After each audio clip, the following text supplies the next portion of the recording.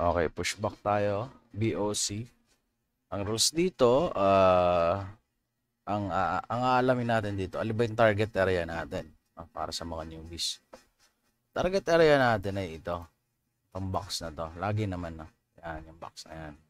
Ngayon, sa box na yan, meron tayo nakikita kulay red. Okay. Lahat lang ng red na yon na nasa loob ng box na yan, ang target area natin. Okay. So, itong mga to, neighbor, neighbor, neighbor, kapitbahay, yan. Yung mga itim-itim na guhit na yan. Kapitbahay na yan, approve na yan. Okay, so pag nag-zoom out tayo, makikita nyo. Lagi nyo nasa gitna ang sa atin. Okay, walang grid rule sa land cover. So, land cover pa rin to, pero BOC. No? Back of curve, ibig sabihin yung parang pinakagilid ng kalsada. Parang mga kanal-kanal, daluyan ng tubig yata. Ewan. Kailangan daw ang BOC ay accurate. So, hindi pwedeng ganito. No? Mapapansin nyo, malayo.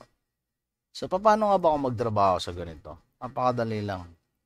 So, una, hanapin yung target area. Focus lang muna kasi isang lugar para hindi kayo ma-pressure. Yan. So, for example, ito. Kunyari, wala pa siyang comment. Kunyari, hindi siya pushback. Ang gagawin nyo, i-check nyo yan isa-isa. Babaybayin nyo. On-off nyo lang yung mask para hindi kayo magulumihanan. Para naman siguro yung pumindot ng mask. Ito, accurate naman. Medyo malayo ng konti. Pwede mo naman yung Z tool lang. Z. Pag ayaw mag-Z, meaning, F3 natin. F3. Yan. Pag F3 kasi, pwede mo i-hide yung road, hide yung BOC. Mas madali mag-edit, no? Pero kapag mag-edit ka ng boundary dito, sa gilid, wag mo i-hide yung road. Kasi pag in-hide mo yan, for example, naka-hide yung road. Tapos ito, in-edit ko. Yan. Tapos binalik ko yung road, iwan yung road. Diba? So, hide natin. Pag ito, in-edit ko, naka-hide yung road, hindi siya madadamay. So, kailangan, pag in-edit mo yan, naka-on din yung road para sabay silang ma-edit using Z tool or repair tool. Pero kung dito ka sa loob mag-edit, ganito mo lang, off mo yung mask para hindi ka malito. Makikita mo kasi yung actual image pag naka-off yung mask. No? Yan. Z tool, diba? Mas maganda siyang tingnan compare kanina. Ito, Z tool nyo lang din. Pwede ka, pag nasa loob, pwede ka mag-Z tool, naka-on yung road. Walang problema yan. Pero pag ditong nasa labas, ito kasi loob. Ito labas. Na dito nakapatong yung road. So, pag in-off mo yung road, ginalaw mo yung labas ng BOC, ito, medyo ayusin natin ng konti. Kakaiba na yan. Fill, merge, dali lang naman. Yan, kunyari, hindi to pushback ayusin ko siya isang buo. So, ganito. Pwede ka dito mag-add ng 1 point. Yan, para maging curve lang siya. Sa part na to, L lang tayo dito sa gilid para ma-bend. Yan. Ang L ay repair tool din, pero pa-curve siya. Pang-bend siya. So, dito, ayan, medyo manipis na yung part na to, pero hindi pa rin siya accurate. So, gagawin ko dyan, L ako dito sa part na to, sa labas. Ayan. Wala naka-hide dyan, Pwede kayo mag-hide dito manually. Pero ako, F3 lang. Depende na rin. Ito, hanggang dito yan. Yan. Para lalagyan mo siya ng allowance para dun sa pagka L, dikit lang kayo sa kabilang guhit. Pero kung nakakat yung BOC nyo, for example, ito, nakakat. Nakakat, diba? Pag-click ko, cut. Ayan. Cut. Putol. Pag yung nakakat, yung Z tool nyo, hindi gagana, diba? Ayaw. Z. Hindi dudugtong doon. Kaya, ang gagawin nyo, pag gaganon, pagka ayaw gumana ng mga repair tool sa labas, or L, or K, i-hide nyo muna yung road. Check nyo kung alin yung mga dapat i-merge. I-merge nyo lang. Ito, putol. Putol. So, dito, dugtong nyo dyan, merge. Yan. Same dito, putol. Yan. Putol. I-merge nyo lang. So, once na nag-Z tool ka, for example, yan. Diba? Gumagana. So, tatakayin ba? Sana gumana eh. Naiyak na. Diba? So, kailangan nyo lang aralin mabuti. Naiyak na iba. Ay, daw gumana nung repair tool nila. Ay, ganun lang yan. Technique doon. Merge nyo lang. Yan. L tool, Aker, di ba? Ang ganda. So, dali lang naman. Wala namang mahirap doon eh. Hindi nyo kailangan titigin yan ng isang oras. Tapos, ma-stress lang kayo kaiisip. Yan. L tool. Pagdating dito, mag-Z na muna ako. Or Z. Kikilo ako. Para itong part na to, ma-adjust ko. So, hindi ko i-adjust yung labas ng naka-hide yung road. So, naka-on. Kahit naka-off yung mask ko, naka-on yan. Ayan. Naka-check. L. Tapos, lipat ulit sa Z. Damay na yung road. Pag kasi naka-off yung mask, mas klaro. Ayun, no? Offset, ang layo. Kung 3 pixels, accurate talaga. Kasi pag BOC talaga, dapat accurate label. Hindi pwedeng bahala na.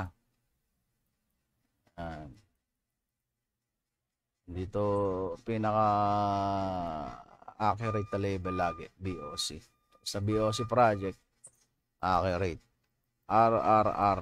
Spam nyo lang R para hindi magana. On-off mask. Yan. So, Z dito. Yan. Yun ang pansinin yung comment kasi naayos na rin naman natin isang buhay. Papansinin siya mamaya. Di, pagtapos na, tsaka nyo siya isa-isahin. Baka na-miss niya.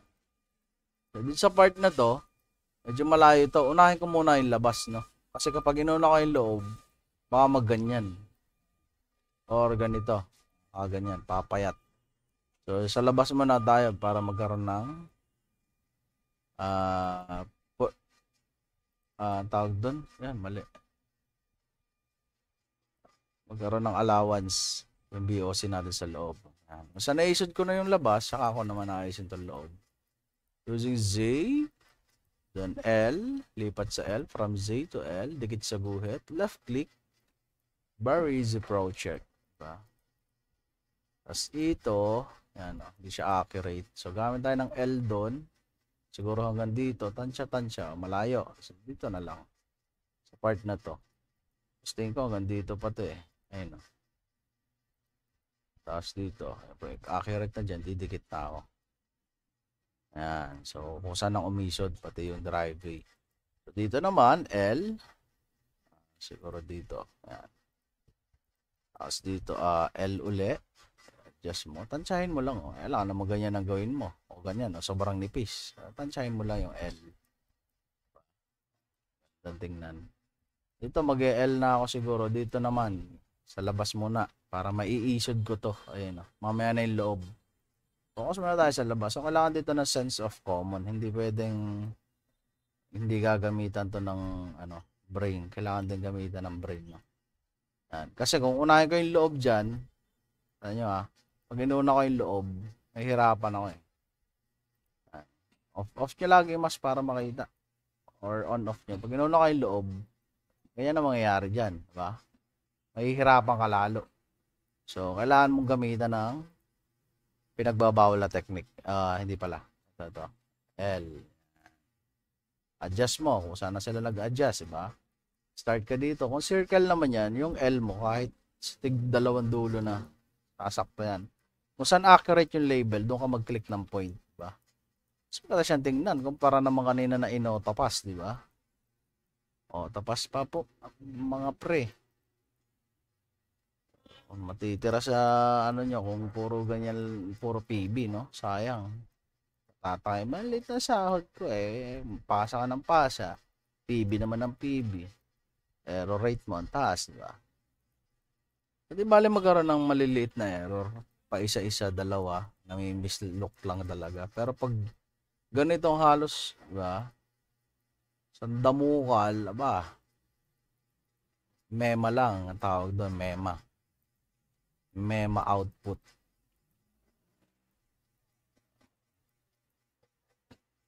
Zero. Nakikita mo na yung loob.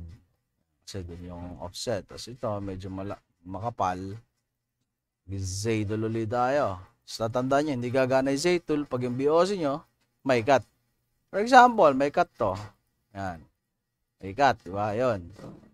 Huwag kayo mag-merge ng BOC na naka-on yung road. Kasi pag yan i-merge nyo, damay pati yung road. So, off nyo, F3, nag-hide yung BOC. F3 uli, nag-hide naman yung road. So, F3 nyo lang. So, para ma-merge nyo, hide nyo muna yung mga dapat i-hide. Sila lang ipakita nyo para hindi sila magsama-sama pag ma-merge. Then, F4 para bumalik lahat. So, kailangan din isa-isahin ko yung mga gano'n kasi paulit-ulit yung tanong. Hindi, may mga ano talaga na kailangan dahan-dahanin. Kasi mga newbies, hindi man agad yan. Ika nga trip ko lang ayusin to. Oh. Sa side ko. Okay, tapos na tayo dito. Ito, median ba to? Pag ito may island, possible median. So, kung wala, siguro, ano to, bike lane. Ano to, median ba to? Wala siyang island eh. Yan yung island, yung forbid area. Or no parking island. So, wala. Siguro bike lane. Ano, puti na yan. Pero kung may ganong guhit-guhit na pag ganon, median yan. Sabi ba, nasa gilid po. Alam nyo, median, nasa gitna lang. Nasa loob pa rin naman to eh. Gitna pa rin niya kung tutusin. Kasi ito, gilid, gitna, gilid. Kayo nang bahalang umunawa. Pero hindi yan median kasi nga, walang gitling-gitling. So, okay, tapos na ako mag-edit ng aking entire map. Nakaka-curate ko na. Kunyari, fresh task ka. Ay, ito ba? Medyo malayo-layo nga. Hindi, okay na to. Pagdi lang naman. 3 pixels, pasok pa rin naman siya. Ano ba yung pixels? Ayan. 1, 2, 3. So, malayo nga eh. 3 pixels. Kaya kailangan talaga accurate yung label. Kasi resolution niya na mataas ayun. 1, 2, 3. Pag mas maliliit ang pixels, mas mataas ang resolution ng mapa, kailangan mas accurate talaga label. Okay. After ka mag-edit, kunyari fresh task to, hindi to pushback ha. Mamaya ako na-explain sa inyo yung pushback pagkatapos. Kaya tapusin yung video. Control D. After ka mag-fix. Invalid geometry. So, invalid geometry daw. Ang gagawin ko dyan, mag-Z tool lang ako dyan, repair tool or Z. Kaya ako Z kasi nga, pagka Z ako ng Z, parinig ng iba, letter C. Hindi daw nagana. So, ayan, Z na lang. So, ito, nag-Z tayo dyan, Control D. Oh, nawala, di ba? Boundary error, chuchu. R nyo muna, alin ba yung sa akin dito? Diba? Kung mag-ESS kayo, hindi pwedeng ganito lang. Kailangan turo nyo, alin ba yung sa'yo dyan, taas, baba, ganun na. Kasi di namin alam kung alin dyan yung sa'yo.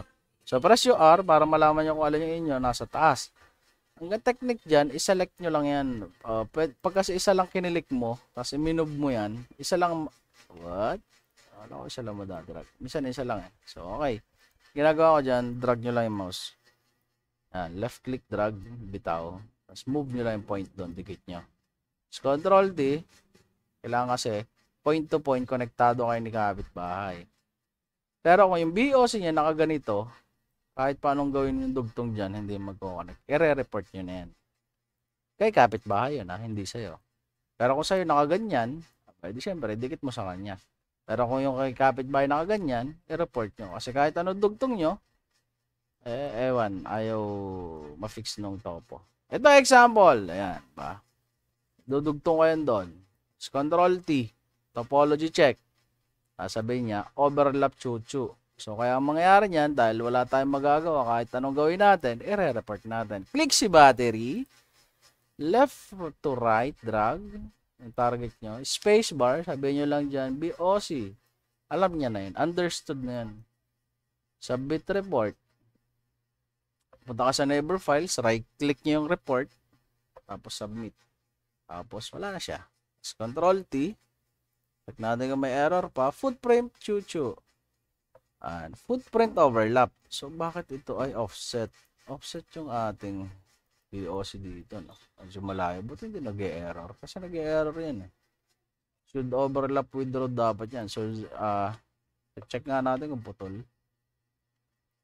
Okay naman. So, ang gagawin ko dito, i-merge natin yan. Z tayo dito. Z2. So, malayo yung, yan, Z. Yan. para pumasok yung, yan, okay na, na-fix na siya. Dito lang, oh. Control D, wala na. Pero masyadong mataba to eh. Siguro, F3 muna tayo. Tapos off mask. Mas maganda, curve siya, pa-curve. Tingin ko pa-curve. Konti lang naman eh. Okay na siguro yan. Kaya siguro ganun kalaking issue yan pagdating dito. Ayan. Pero mataba nga ito eh. Pag ano medyo mataba, bawasan natin. Repair tool. Taklob na ng puno, din na nila makikita yan. Ito. Medyo kita dito. Masyado yan. Okay. Tago naman. So, may mga bagay talaga na pag di na masyadong pansinin or ambiguous cases, leave it there. Okay?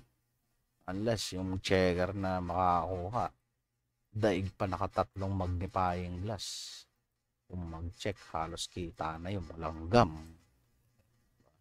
Mga ganun eh. Pero ito talaga, kailangan mo na magnifying glass kasi accurate nga eh. Diba? Okay. Kunyari, pushback na tayo. Pushback. Click, draw accurately.